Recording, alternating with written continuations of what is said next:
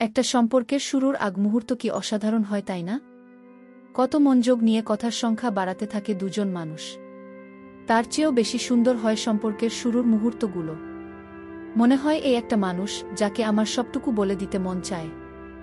শুরুর দিকগুলোতে অনেক সুন্দর সুন্দর স্মৃতির জন্ম হয়। দুজন মিলে একে অপরকে নিয়ে কত স্বপ্ন দেখে ফেলে মানুষ।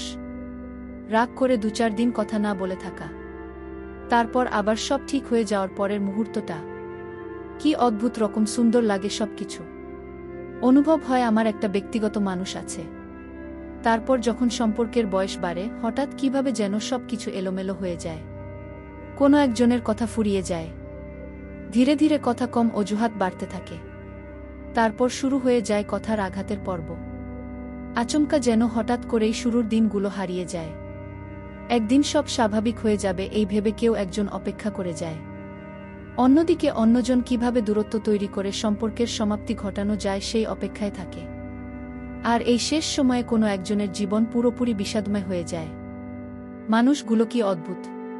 কাছে আসার জন্য কত বাহানা, কত অনুরোধ, তারপর যখন কাছে আসার অনুমতি পায় তাদের আগ্রহ কমে যায়। একটা সময়ের পর দূরে যাওয়ার জন্য ছটফট করতে থাকে। কি ভয়ঙ্কর ব্যাপার! সত্যি এই দুনিয়াতে মানুষের চেয়ে ভয়ঙ্কর কিছু নেই।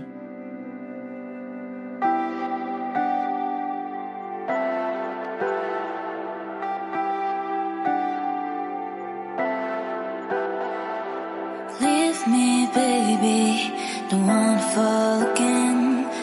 This just hurt me. Just think about it, but you hold me like you don't want